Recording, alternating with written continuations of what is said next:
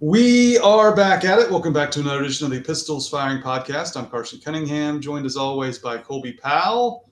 Colby, take two on the old YouTube. So I think we're going to look a little bit more clear, a little bit more HD, a little less like 2007 YouTube with those old Des Bryant games. Look like they're on like reel-to-reel tape. But good to be back with you. It's game week, and we got a game to preview. We do, yeah. Carson is our resident old here, and he handles the technology. And I guess there's some setting buried down in Zoom where you can basically say, make us look like it's modern day or make us look like it's 20 years ago. And you had 20 years ago selected. So thank you, Zoom, for that hidden feature that Carson now knows about. Yeah, I mean, Zoom's got a mind of its own. We've had a lot of problems over the years, especially when we try to go live on YouTube. We're trying to do like a little soft launch here on tape so that if anything goes wrong. And I think I thought I uploaded both clips to the original recording. Apparently only the first clip was uploaded for some reason. So some people were having trouble finishing the podcast. So if you want to finish it, go back and listen to the audio version. It should be just fine there. So we're working through the kinks, just like the Cowboys are going to be working through their kinks with a whole new roster, whole new coaching staff. But one thing that is consistent about this podcast is Chris's University Spirit, your one-stop Cowboy shop. Be sure to shop at chrisuniversityspirit.com. Synonymous with the city of Stillwater, synonymous with Oklahoma State. That's your one-stop shop for all things Oklahoma State related apparel and more. When you're up in Stillwater on Thursday, and I will be up in Stillwater with Colby. What section are we in? It used to be 215. Apparently they've renumbered the sections, so it's the exact same seats in the West End Zone, but now it's called Section 120. So I don't know, with the remodeling of BPS, they all got new numbers. So we're in 120 now. Yeah. I think you got upgraded. I mean, 120 sounds a lot lower than 215. It does. Yeah, it sounds bougier for whatever reason. I don't know. You seem like you're sitting down there, tipping wine glasses with the elites whenever you're down in 120. Yeah, that too. And I'm kind of fake bougie. I prefer to be up there in the suites, but I'm not bougie enough to have suite tickets or that many friends that have them. So I'm like fake bougie when I go to games. But that'll be fun, Colby. You and I haven't really gone to a game together before, so it'll be fun to kind of do a pod within a pod, kind of an off-air recording. And I'm looking forward to getting up to Stillwater for the first game of the year. It's going to be a lot of fun on a Thursday night. So again, we appreciate Chris's sponsoring the podcast. And I may have to stop by before the game. We'll see. But being a weeknight, we'll probably have to get up there right at kickoff. Yeah, we do have, assuming that people come back and everyone kept their season tickets in our section. We have in the past had several listeners who sit in our section. So we end up just having, roundtable conversation about the game as it's happening. So if you all are there, then you'll get a live Pistols Firing podcast Thursday at the game. Because man, all summer I was like, you know what? I think I'm going to miss the first two non-conference games because, we've got the toddler. It's just harder to get up there and do it. I still wanted to be able to go to 4 or 5, but maybe wasn't going to make all of them. And now that we're just about 100% sure both quarterbacks are going to play, like, I've got to be there to see these guys live and in person. I've got to be able to see how fast Haas is live and in person. I've got to be able to see how good both of their arms are live and in person. I can't sit home and watch the first one on TV. So yeah, now that the week is here, I'm fired up for it, and hopefully Mother Nature cooperates and we don't have to sit there in ponchos and try not to get soaked. Yeah, I was just telling a coworker the last OSU game I attended was that BYU freezing cold rain game that I left at halftime and OSU came storming back. I think that was like bad juju. So I'll take somewhat credit for the win for changing up the juju, but that was a miserable experience. Hopefully we're not rocking the ponchos again for this game. And hey, you might not recognize anyone in your section. Maybe a lot of people might have canceled their season tickets after going 3-9.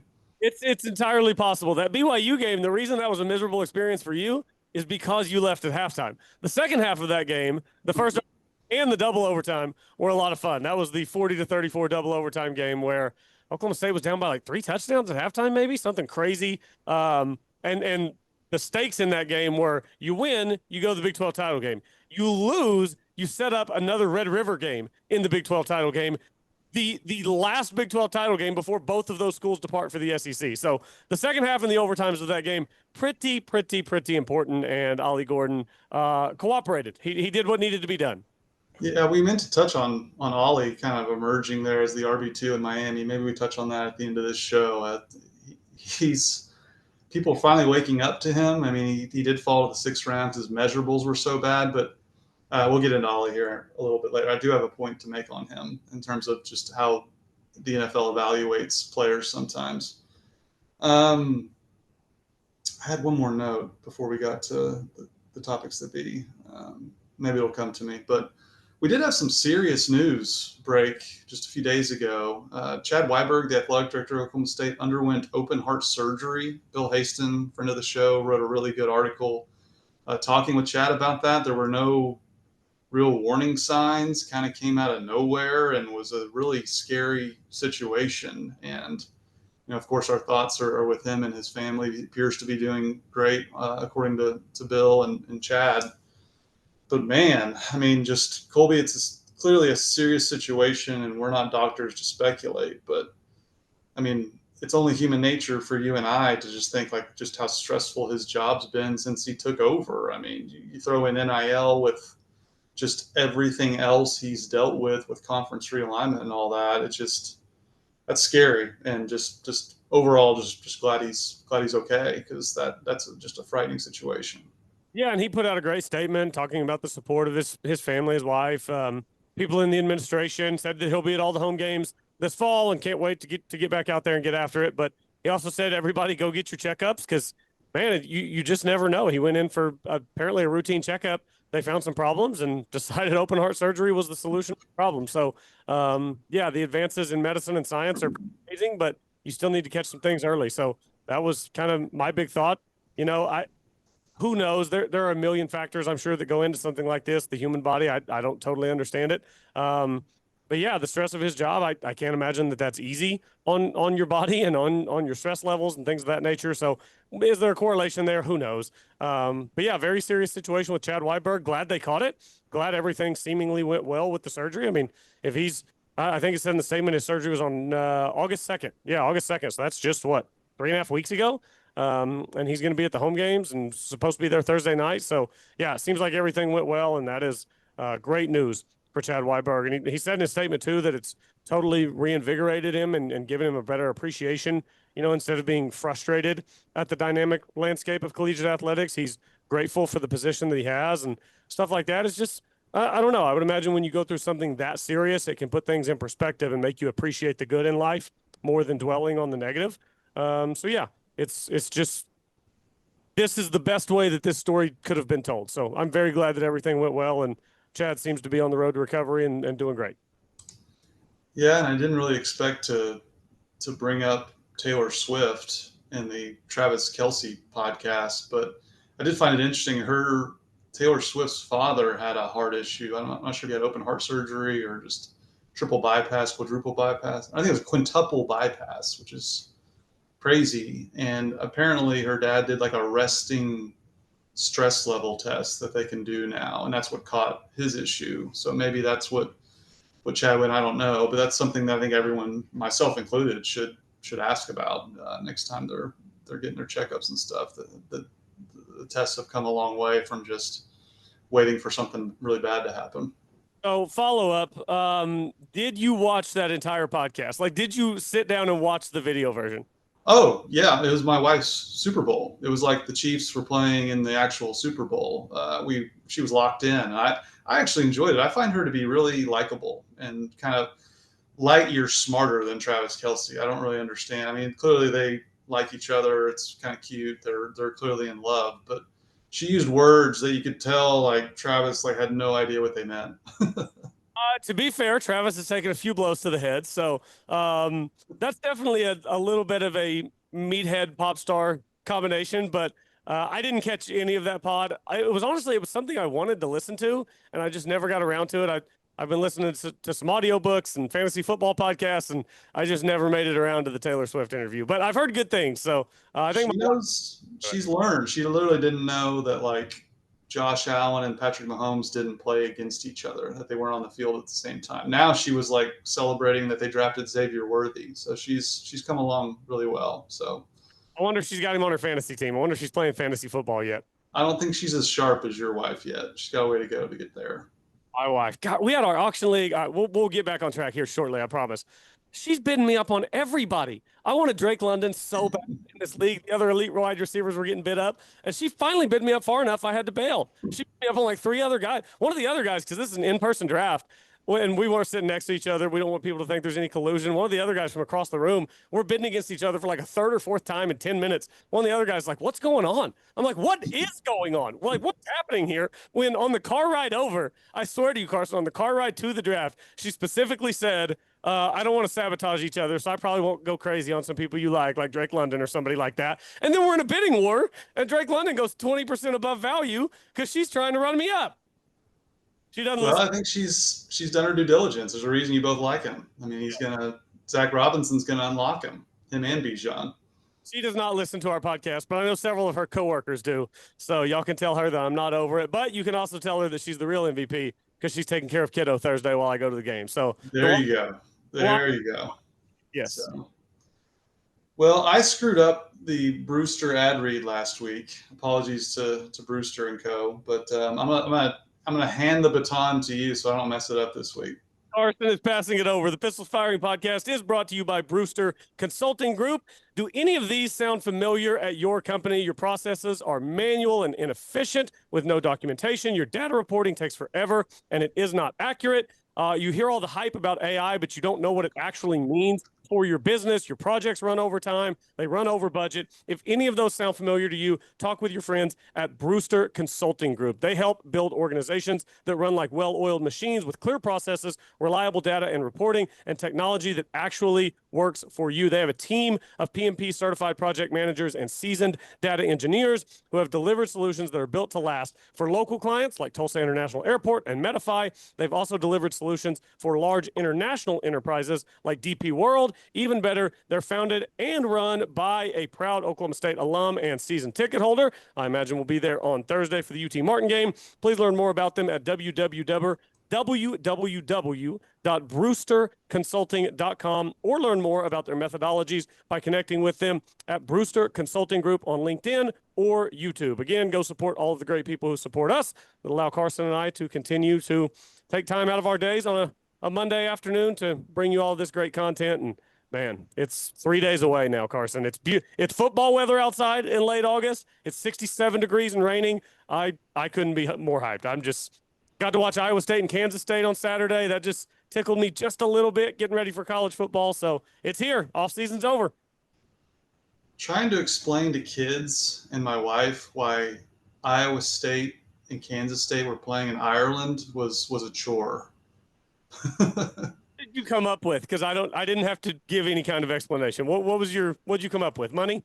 I said it's silly. They've done this for several years, but typically they put like Notre Dame, the Fighting Irish in Ireland, or an East Coast team. You know, it's not that long of a flight if you're on the East Coast. It's like a 4 or 5 hour flight. But for Farmageddon to make the trip, it's much further. If I'm flying to Ireland, I want to go do Ireland things. I want to play golf. I want to go see the sights. I want to take in, the pubs and the scenery.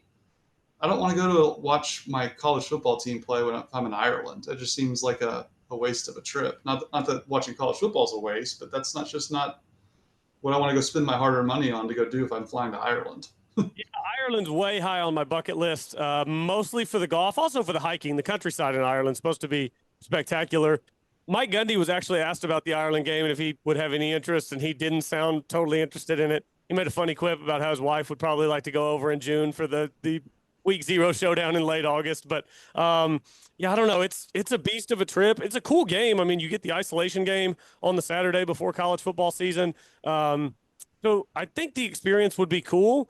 But if I was doing something like that, I wouldn't be making a trip to Ireland just for the game. I'd be making a trip over there to play 3 or 4 rounds of golf, have 3 or 4 days of hiking, just, the countryside, the mountains, the cliffs, the stuff like that. And then I would also be in Dublin to watch the game. So if Oklahoma State ever makes their way over to Ireland, maybe that's how I'll do it. But I don't know how those things get picked, because Kansas State, Iowa State, it seemed like a really odd selection.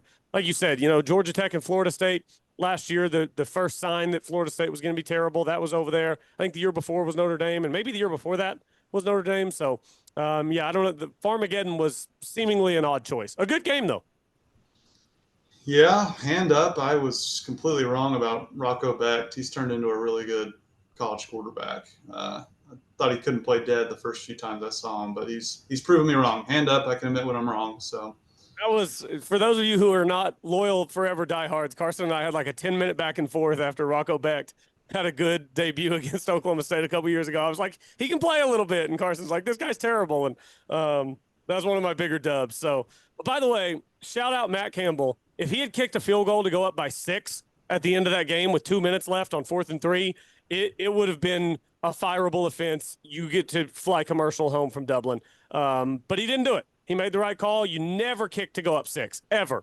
Now, thankfully for Iowa State, that selfish running back who tried to score was ruled down at the half-yard line, and they were able to knee it out so that their defense didn't have to go back out there and risk injury or a miracle play and then an onside kick. Stop trying to score the touchdown in that situation. You goofball. Just go down at the 5-yard line and take knees to end the game. What do you think Mike Gundy would have done there? I think he would have gone for it. 5 years ago, I think he would have kicked it. 2025, I think he would have gone for it. That's interesting because I had the same thought. I do feel like he's come around a little bit to the analytics. He'll never come out and say that because he's been hesitant to say analytics matter publicly. But I do feel like he's gone for it more lately. Less of those punts up 35, less of those just kind of questionable white flag 4th down calls. But I hope I'm not jinxing anything, but I kind of had the same thought. I think Mike's kind of come around to being a little bit more aggressive. Yeah, I want to this is actually in one of my 3 keys for the season. We're going to do 3 keys at some point. So I'll reserve comment on Gundy's game. Let's do them now. Let's do them now. You can go first since I already kind of teased one of mine. You can go first, throw one out here, and we'll go snake draft after that. Well, my number 1 key this year, like it's so easy just to go quarterback, don't throw picks. That to me is a key for any team. For me, it's can the offensive line just not be inept or a sieve? You know, like can they manufacture a running game despite their offensive line, which I think is going to struggle this year. They lost a ton of experience there. They weren't good anyway. Maybe the new players will come around. They like some of their guys, but I just think it's going to take them a while to gel. Can Doug Meacham scheme his way around and run the football? Because these 2 quarterbacks are not going to be able to air it out, pure air raid style, like we've seen from Oklahoma State with a Mason Rudolph type or a Brandon Whedon. Even those teams ran the football very effectively at times, but can they use the receivers in the screen game? Can they use Hoss Haney's legs? Can they average, what was Gundy's magic number, 4 yards per carry? Can they get to that number? Because it's been 2.7, 2.8, or even less in some games. That to me is the number 1 indicator here for me how the season will go. Yeah, that's a good one. I was between taking the layup and going offensive line, and I'm glad I took the layup since you went offensive line because we need the answer to the question: is one of these guys the guy with Hoss Haney and Zane Flores? You have to find that out by, hopefully middle of the season, certainly by the end of the season. You have to know who your starter is going into 2026, and I don't know. Look, I was watching some high school highlights of Hoss Haney this morning. He's fast. The arm strength when he was 17, 18 probably left a little bit to be desired, but, he's 17, 18. So what's he look like now a few years later as a bit more of a grown-up, probably much stronger, a lot more throws under his belt, better mechanics, all of those things, better coaching that you get whenever you advance to higher levels of football. So, Thursday night, I don't think we're going to have the answer when we leave Boone Pickens Stadium as to who the guy is, but I talked about it last week. We've had some serious quarterback eras in my lifetime with Josh Fields, Zach Robinson, Brandon Whedon, Mason Rudolph, Spencer Sanders, and in between all of those eras, a little mini era probably with Clint Shelf. I don't want to leave him out. He was very good. In between all of those areas, there's been this kind of waiting period where it's like, okay, who is it? Who's the next guy? Who's the next era? And with both of these guys having so much eligibility left, you could be on the verge of something potentially special here sometime in the next 3 years, in the next 4 years, if you can really nail down that one of these guys is the guy. And in a conference like the Big 12, perpetually open and just ridden with parity every single year, if you can have the guy at quarterback, man, you can do some things. So yeah, that to me is my biggest question. It's the obvious question, but it's the obvious question for a reason. We've got to find out which one of these guys is it. Yeah, and we'll get into that. We're going to kind of predict who will have the most yards passing, but it's been a good battle, and I really don't think Mike knows at this point who the quarterback's going to be. I have my thoughts. We'll get to that when we get to most passing yards for our season predictions. My second key to the season is, we've seen other programs with this level of influx of transfers, and it hasn't gone well. Now it's becoming more the norm than the outlier. I always think back to, Florida State last year, just my beloved Seminoles, which you can see back there.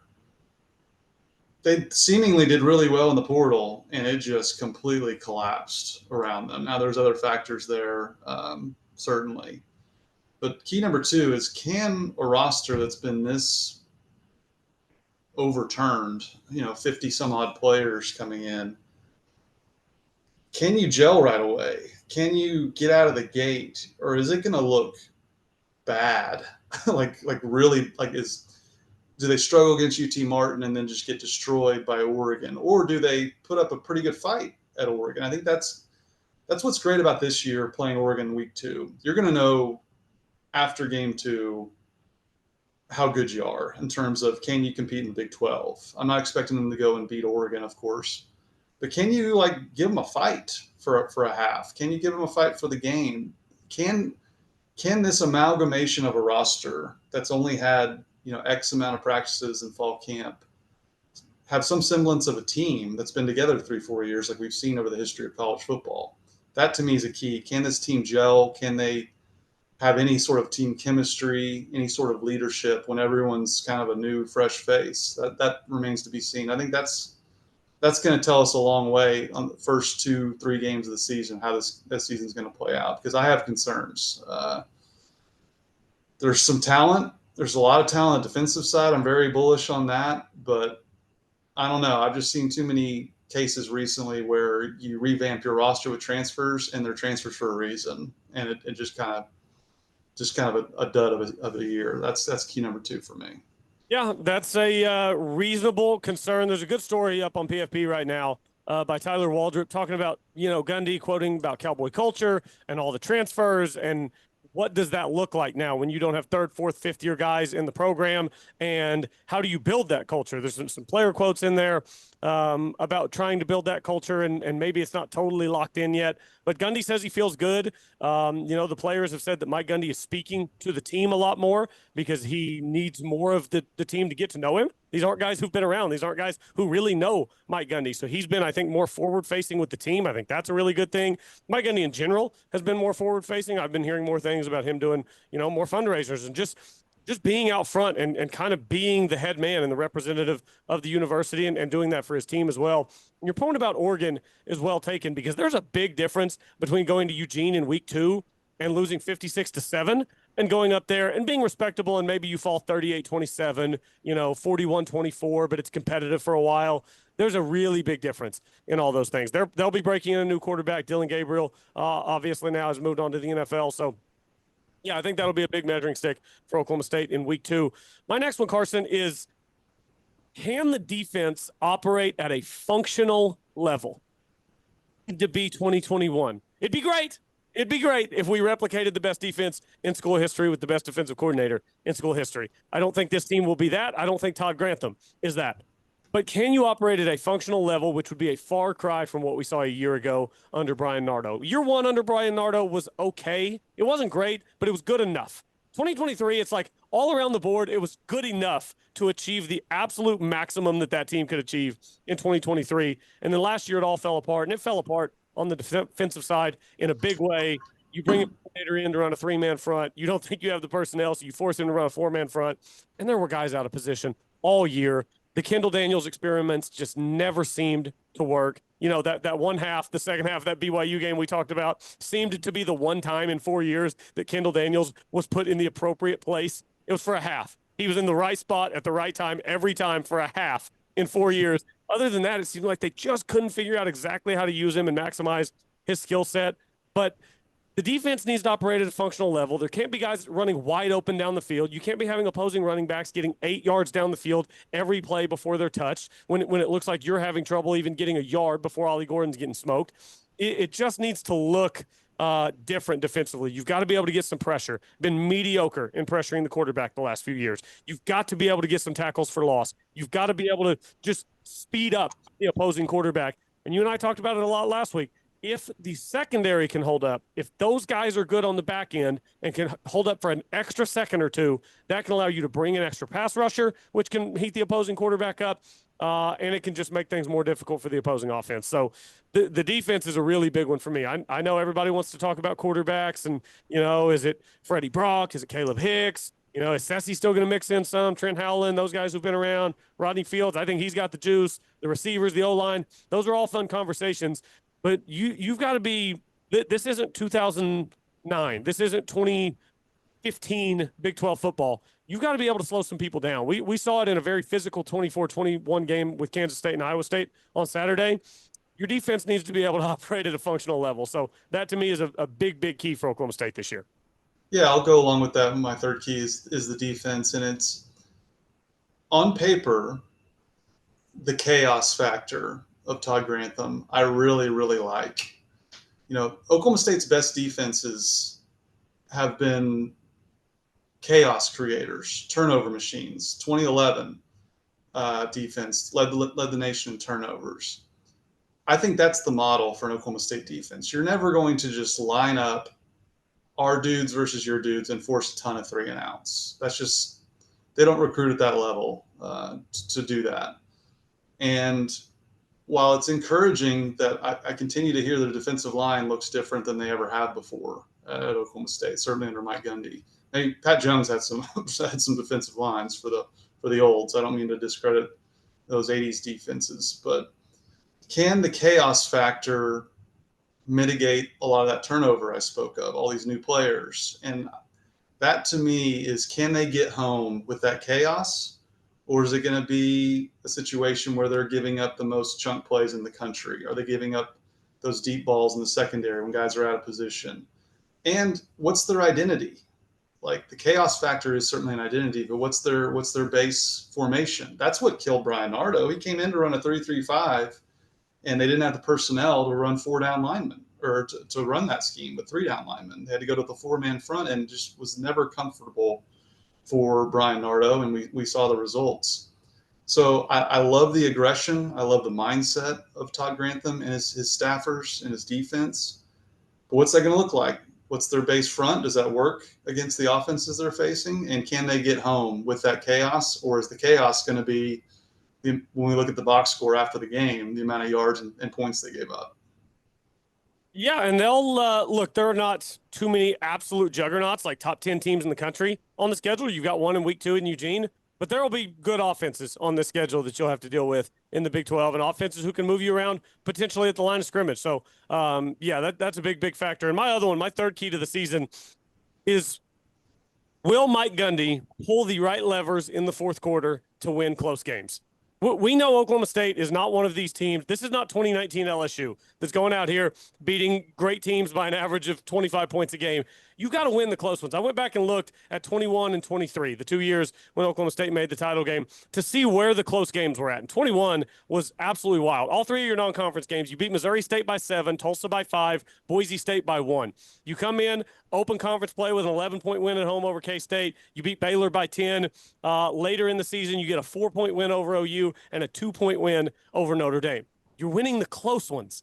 The magic late in those games, the cardiac Cowboys late in those games, when we're all sitting there and we're either going to have our hearts ripped out of our chest or it's just going to be pure elation after the game. 2023, a lot of the same. A close, ugly game against Central Arkansas to start the season. You win that by 14. You beat Arizona State by 12 the following week in Tempe. Again, another just ugly, nasty game. You beat Kansas State by 8. You beat Kansas by 7. You beat BYU by 6 in double overtime, a big comeback game. You get your 10th win in the bowl game over Texas A&M by 8 points. That's a one-score game. It's just these one-score games have defined Oklahoma State's really high-level successful seasons. They've also, to an extent, defined some of the seasons where you've come up just a bit short. I think 2017 is one that comes to mind. You lose 3 home games to Kansas State, TCU, and Oklahoma, and all 3 of those had just a couple of plays, a Byron Pringle play here or there, an out route to your favorite receiver. James Washington was injured. What's his name? Deep threat. Played with Tyron Johnson. Tyron Johnson, yes. I can name his entire resume. I couldn't come up with his name. Tyron Johnson. These little things that change the outcomes of games in the fourth quarter. And Mike Gundy, at times, has pulled all the right levers. And we've talked about what a wizard he is. And at times, we're like, gosh, what was happening there on that last drive when you didn't have enough time left and you punted the ball away instead of going for it on 4th and 4? And yeah, those decisions matter. Those decisions decide games in the fourth quarter. So I certainly don't think that this team is going to be good enough to run away from a lot of people. And if they're going to get to my 7-5, your 8-4, if they're going to exist in that space, I think they're going to have to win some games 31-28, 24-21. Some of those close ones, like what Iowa State did this past weekend in Dublin. So, yeah, these big-time decisions late in games, that's a big key for me. Well, if that's a key, I think that's comforting because I don't have the numbers pulled up, but I would venture to guess Mike Gundy's record in one-score games, he's probably won, 75% of those off the top of my head? I mean, he's been really, really good in close games. It doesn't always look pretty. I will always go back to how this podcast originated in 2015 in Texas when they were running the veer with J.W. Walsh on 3rd and 15 and punting and just letting Texas drop a punt and kick a field goal to win. Like, those have worked out more than they haven't under Mike. Obviously, last year notwithstanding, but if that's a key, Mike Gundy's been very good in these close games, and I think that speaks to his ability as a head coach. He's been really good in those situations, so hopefully that key comes to fruition for the team. Because I'm with you. Like, I think every game's going to be close this year. They're not good enough to blow teams away, even if they are playing really well. Yeah, we went over the numbers on a podcast, I think maybe late in the 23 season when they'd won some of these close games. I think we actually broke down the numbers of what Mike Gundy's done in his close games. Really impressive. So I'm gonna not consult. I'm not going to consult the Brewster consulting group. I'm gonna consult my friend ChatGPT. What's Mike Gundy's win-loss record in games decided by one score or I can't wait to see what it spits out and how accurate it is. I bet it'll be fairly accurate. Got to be out there on the searching the web right now. Got to be out there.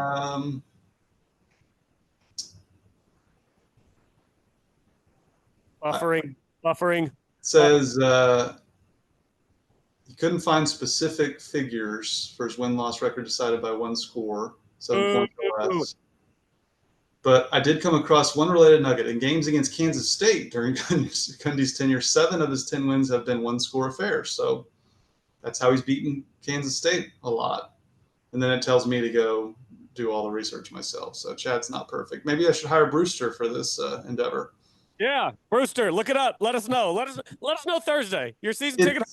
It's really good. Like, I want to say it's close to 75%. I'll have to deep dive on that to find it. But we're going to get to some of our season predictions here.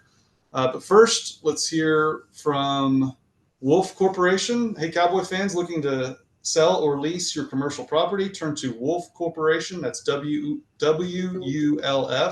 Oklahoma's trusted commercial real estate listing brokerage since 2010, right before the magical 2011 season. They've been around a long time. Our experienced team specializes in showcasing your retail, office, or industrial space to the right buyers and tenants across the state. Based right here in Oklahoma, we deliver results with local expertise. Visit us at wolfcorporation.com. That's WULFcorporation.com, or call 405-308-3480 today. Go Pokes. So we appreciate Wolf being with us here. And if you're looking for some real estate, some commercial property, they're the place to go to. I mean, I live in Edmond. I see that commercial property left and right, and a lot of good opportunities there. Wolf will get you set up. So without further ado, Colby, what quarterback do you think this year is going to have the most yards passing? You touched on it a little earlier, but here's where we decide who's going to be the guy. Yeah, Carson, the closer we get to the season, the more I envision 3 months of dual quarterback. Maybe we don't get there. I don't know, but we have just gotten no indication from anybody. Like, nobody watching practices, nobody reporting on anything, nobody who's speaking. Everybody's like, yeah, they're both good. They could both be the guy. I mean, if that's the case, is it packages for Haas? Do you just ride the hot hand for a while? So with that being the case, this specific category, I think I'm going to lean Zane Flores with the idea that if they want to run an air raid, quick screen, get the ball out type of offense, I think that might be the Zane Flores offense. And then maybe you have Haas Haney packages. Maybe you have Haas Haney matchups that you play, depending on what the opposing defense looks like. Maybe, Carson, call me crazy, we get a formation or two throughout the season where they're both on the field at the same time, and you don't know what's going to happen. So, yeah, I just, everything we've heard is that Zane is the better pure passer. So if you're asking me who I think leads this team in passing yards at the end of the season, I will default to Zane Flores. But this is a hard one to answer because we have no idea. I mean, one guy could play a half this season. Like, they could name a starter after week 1, and then the other guy could play 11 straight games. So we just, there's a lot of unknown in this question, but I'm going to err on the side of caution. Guess that it's going to be a dual quarterback system for a lot of the season, and I'll take the guy that's supposed to be the more pure passer in Zane Flores to lead the team in passing yards at the end of the year.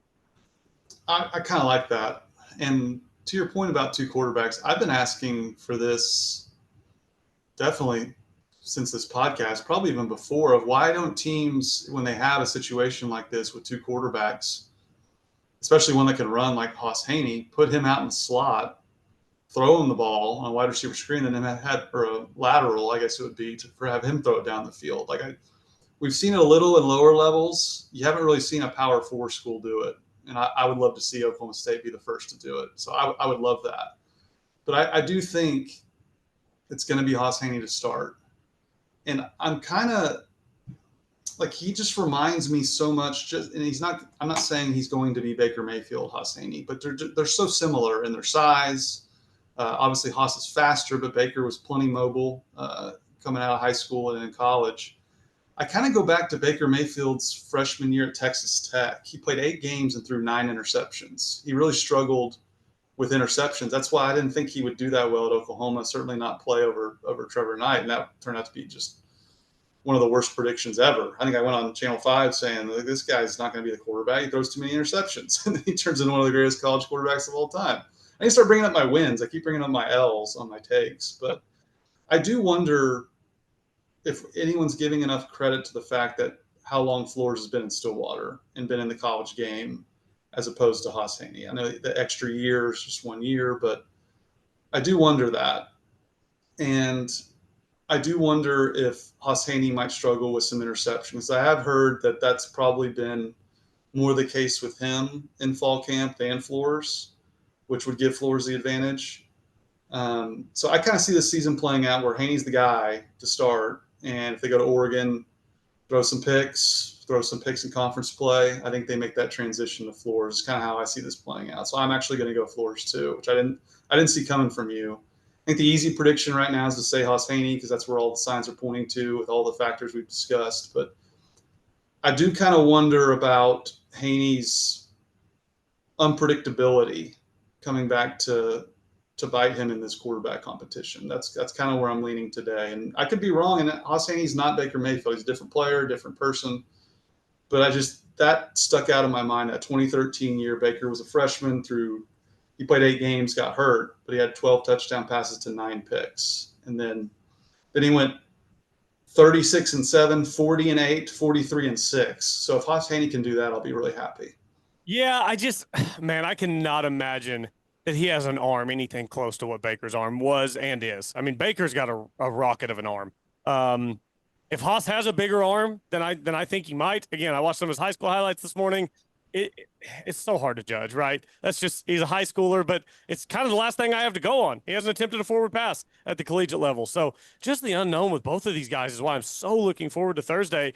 I feel like we've been waiting years to watch Zane throw a football at this level. We have been waiting years to watch Zane throw a football at this level. We've been waiting 6 months to watch Haas Haney throw a football. I just want to see what it looks like coming out of their hands. And I really hope that it's not raining. I hope it's not pouring down rain and these guys have to go out and play with a wet football and try to impress and win a job. In your one tune-up before Oregon, please, Mother Nature, we're begging you, don't. don't burn us like that. Don't do it. Yeah, that would be kind of a lost opportunity to see what the guys have. All right, how about running back? Oklahoma State typically has 1,000-yard rusher over the course of history, but they have so many names. I mean, it's one of the deeper positions on the team for my money, that and wide receiver.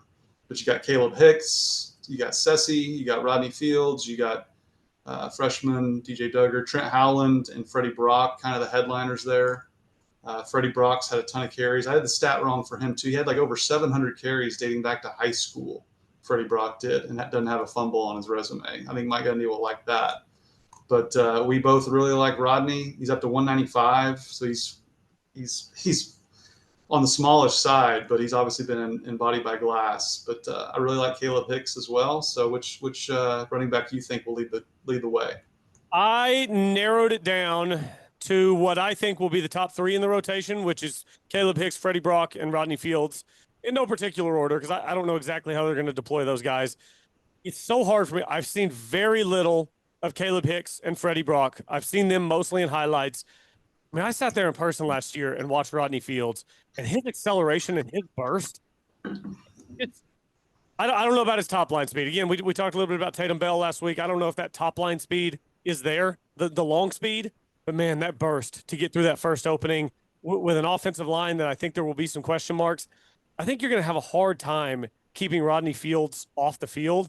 I don't think any of these guys get to 1,000 because I do think that they're going to split the carries pretty evenly. So is it a situation where Rodney Fields could be the leading rusher with 800 rushing yards and Brock and Hicks each have 700? I think that's entirely possible. How many is that for the team? That would be a lot for the team.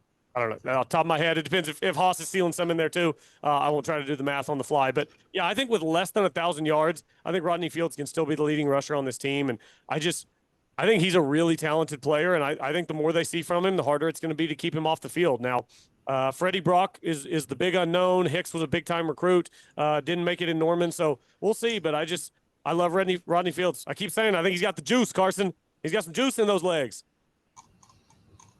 Yeah, I mean, I kind of want to reserve the right to make this pick after I watch them play. Like you mentioned, you'd only really seen Rodney. I haven't seen Freddie Brock run the football, in person. We'll get a good look at him. And I know what Caleb Hicks can do after covering Oklahoma and watching them, but only to an extent. He didn't play a ton at Oklahoma.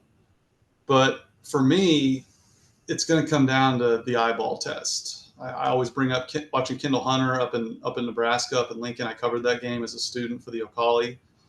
And Dentrell Savage was the dude on that 07 team. He was awesome. Really underrated player in the history of Oklahoma State football. But when Kendall Hunter got out there and was getting like 8, 9 a pop, I remember turning to the journalist sitting next to me and going, who's 24? Because he might be the best running back on this team. So it really, to me, comes down to the eyeball test for me. But I will go with Rodney Fields, Oklahoma kid. Was all everything in high school. He was just one of those kids in high school that you just knew was special. So I'll go with him, the known commodity. I like Hicks. I like Brock. But I do think Rodney Fields has that little bit of juice that I've seen with my own two eyes. So that's what I trust. But I don't know. Freddie Brock gets in there, and he kind of jumps out to me. I reserve the right to go to him and Hicks. But for now, we'll go Fields. Yeah, and Carson, I think everything's on the table. It would not totally shock me if – we go out there and Sessi Vailahi gets 10 touches on Thursday night, and he gets a couple of little design bubble screens, something like that, out of the backfield because they really like Sessi. He's been around. He seems like a really solid player. Wouldn't surprise me either if Trent Howland, who's kind of a bigger guy, more of a bruiser, if he gets some short yardage carries. If you wanted to have the lightning and thunder combo, I mean, if it's 3rd and 1 and you've got Haas Haney back there in the zone read with Trent Howland, all of a sudden you've got Trent Howland as a bowling ball coming up the middle, or you got to be worried about Haas Haney getting around the edge. So I think there's some packages like that could exist as well. So I'm leaving everything on the table for what they do with 5 running backs that I really think can do some things. Like you said, last year you had Ollie coming back. This year we got 5 guys who we all think can play some football. So, that room is a total wild card, and I think we reserve the right to have a do-over on this one Friday whenever we record the recap. Yeah, the more recent example would be Jaylen Warren, right? That You mentioned those close wins against Tulsa, and he really emerged in that Boise State game. He You and won. I watched that Boise game together. We're like, holy crap, this guy's the best running back on the team. He needs more carries. And he was RB1 after he had that really shifty touchdown against Tulsa where he kind of got both of you and I out of our seat when we were watching the game. And then we watched him in Boise State and we're like, wow, that's the guy. So I think that's, if you're an OSU fan, you know, you have your favorite running back, I would definitely reserve judgment until we watch him in live action. But Mike's always liked to use multiple backs. But I do think he likes I think he likes to use two. I don't think he likes to use three. That's something we've seen historically over time. Yeah, harder to get a rhythm with three because you're not seeing as many snaps. And you don't want to change personnel too often. You don't want to be tipping your hand by changing personnel. Like every time you bring Sessi in, you don't want it to be a pass. Every time you bring Trent Howland in, you don't want it to be a run. You want guys who can do both things. That is one area that gives me a little bit of pause on my Rodney Fields prediction is pass pro. Like, can you really trust him in a lot of pass protection type situations to pick up a blitz? Maybe you can. It's one of those things. That sounds like Sessi's music. That's Sessi Valahi's music. Yeah. Yeah, it could be. So, yeah, the door is open for a lot of things to happen in that running back room. What about receiver? I think probably the deepest position on the team out of nowhere, even though they lost a lot of experience. I mean, there's so many new faces, a lot of exciting names. Who do you think will lead the way receiving? Yeah, this was another tough one. Talon Shetron, I think he's got a lot of talent. He's had trouble staying on the field. Dwayne Lofton stuck around. Wasn't sure if he would still be here. Shamar Rigby, Ayo Shotomide King, the star of last year's fall camp is going to be out there. Cam Powell, Christian Fitzpatrick, Sam Jackson, the Auburn transfer. When Cameron Hurd, another one, Cameron Hurd. Carson, I narrowed it down in my predictions to Sam Jackson or Gavin Freeman. Two transfers from big-time schools, Oklahoma and Auburn. And because the role of Brennan Presley has been vacated, I went Gavin Freeman. I think they really wanted him on the field more last year.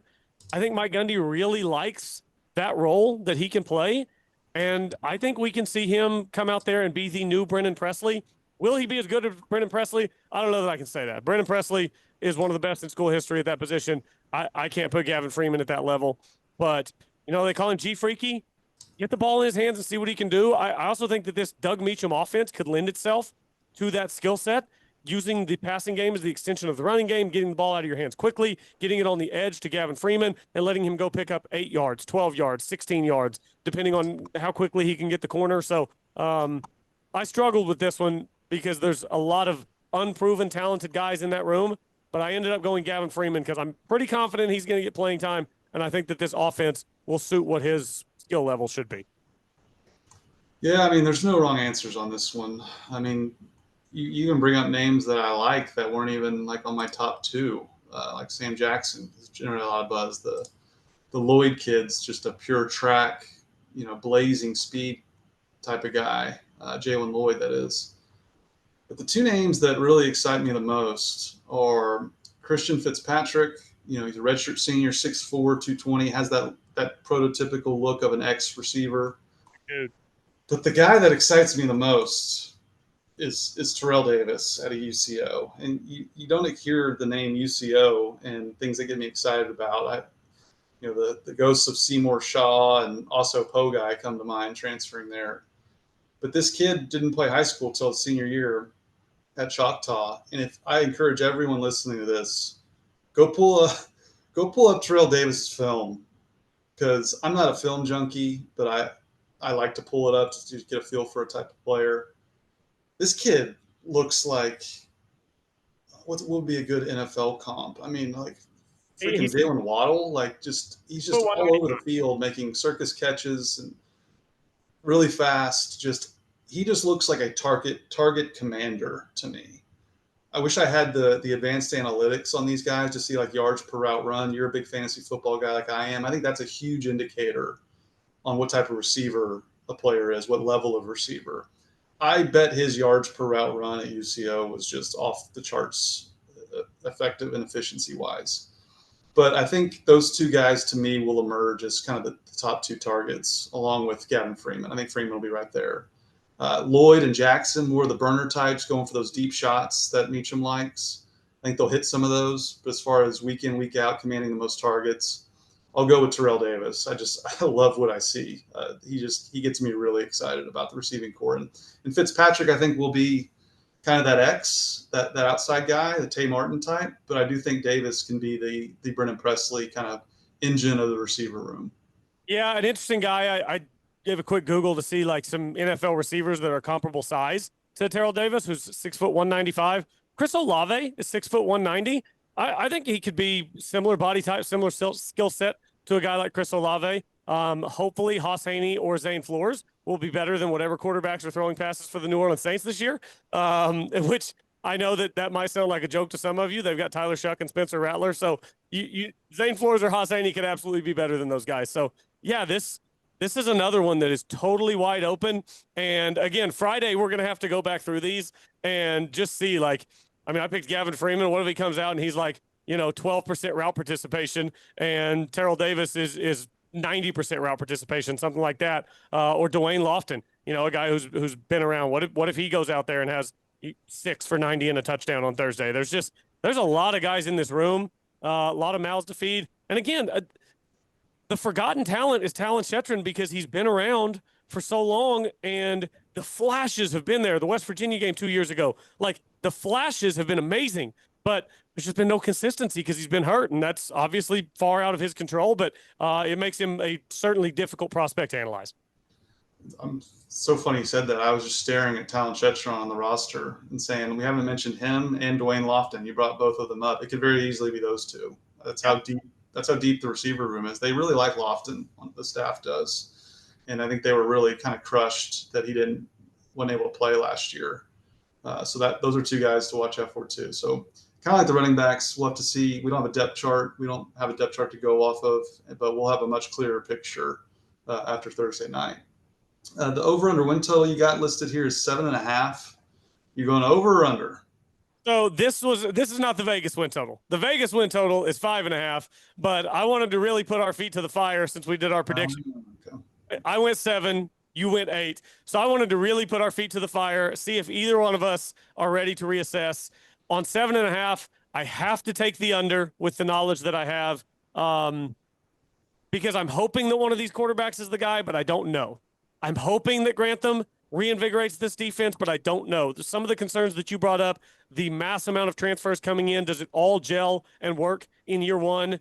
I don't know. And again, they're not playing 3 rum-dums in the non-conference. They've got what I think is a scheduled loss in week 2. It'd be a shocker if they went to Eugene and beat Oregon. And if that happens, we will do an emergency pod. We will go live. And I actually can't do this because I have plans the night of Saturday, September 6th. And I will tell my wife that our plans are canceled, and we will do a live emergency pod as soon as that game ends if they go to Eugene and beat Oregon. But I don't know. I think 7 to me feels about right.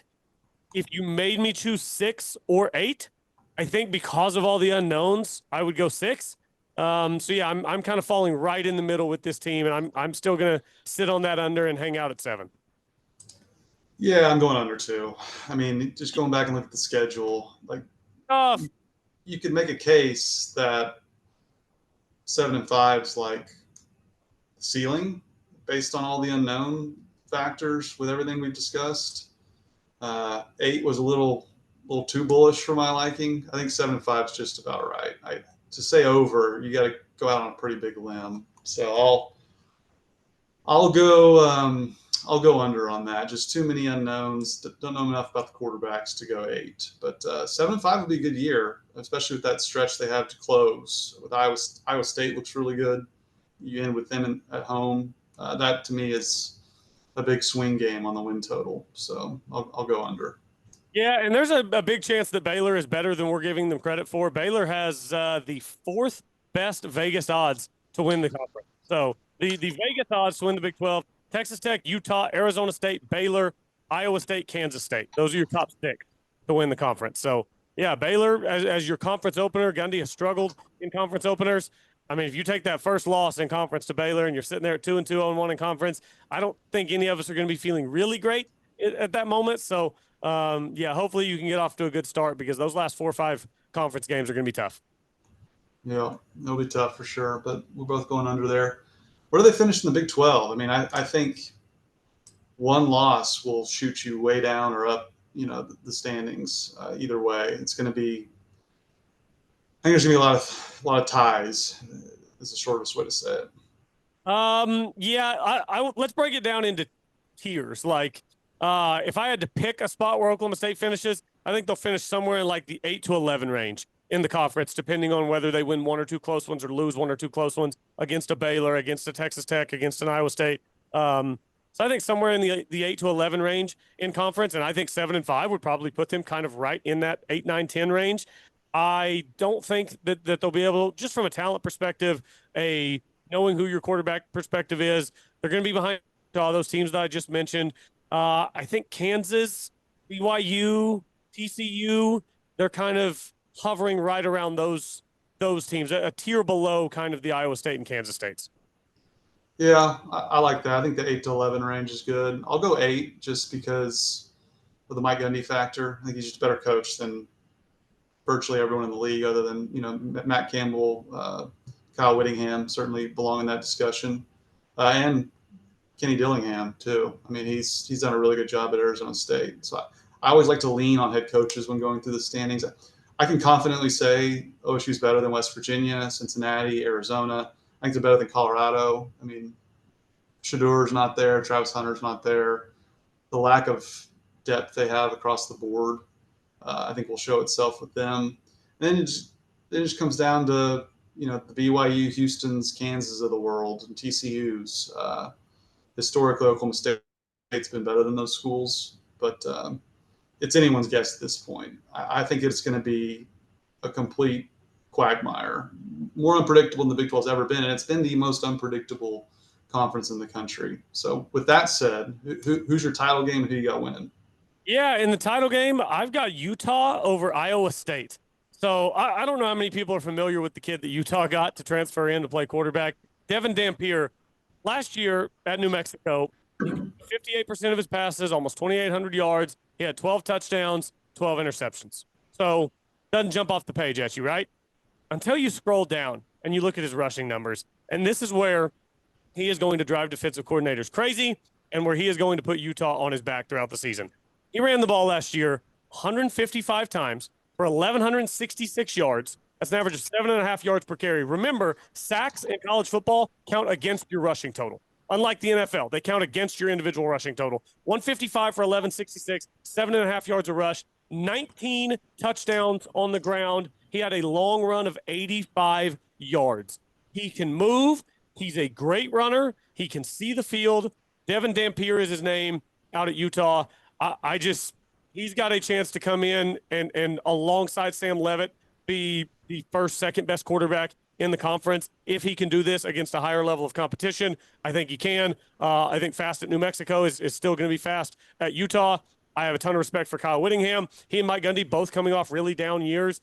And then, I don't know, Iowa State, Matt Campbell, it's time for a little bit of success for Iowa State. I think there's a chance with a big win against a tough opponent in week one, that could really catapult them into a season of success. So I don't think Rocco Becht is a superstar, but I think he is a good college quarterback who can do enough. I think he makes the right decision in the right time. When the game's on the line on 4th and 3, you can trust him to make the right decision to not put the ball in harm's way. So I will go Utah over Iowa State in the conference title game. I like it. Well, all the reasons you mentioned, I've got Utah over Arizona State. Utah has one of the best offensive lines in the country. I like the quarterback that you mentioned. And I really respect Kenny Dillingham in Arizona State. They seemingly have figured out kind of the NIL model. Really kind of came out of nowhere last year. No Scatabo. We're going to miss watching Scatabo play football, but I just think the returning quarterback factor is huge for Arizona State. So I got a Pac-12 style title game, but certainly you had the look ahead factor there with Iowa State. They looked really good. I think they'll be right there. Utah they lost 5 games by 1 score. You mentioned losing close games, and that was with their 5th string quarterback at times. 5th string. And they were still in every game, seemingly. So I think they're due for a huge bounce back here. And kind of like what I mentioned with Mike Gundy, the Whittingham factor is too much for me to ignore with all of those things I mentioned as well. So I'll go Utah over Arizona State, and no Cyclones for me. They just can't get over the hump. Carson, I can't believe that we both had the same team winning this conference. I mean, there's 8 or 9 teams that could win this conference, and somehow we both settled on the same one. That surprises me. Yeah, it does surprise me too, but it makes sense once you really dive in. It makes sense, and you just don't trust a lot of those other programs. Like I just don't trust Iowa State to pull it off. I don't. For me, that team is Texas Tech. They're favored to win the conference, and I'm Same. like, are we sure? Like, I don't trust Texas Tech. I've been watching Texas Tech play football for 20 years, and save a Graham Harrell and Michael Crabtree season, been a whole lot of mediocrity when they're supposed to be good. So that is I will believe it when I see it situation. That's exactly how I feel about Texas Tech. Like I gotta see it. Like everyone's anointed McGuire there as the head coach. I gotta see him come through like these other two programs have, and Matt Campbell to an extent.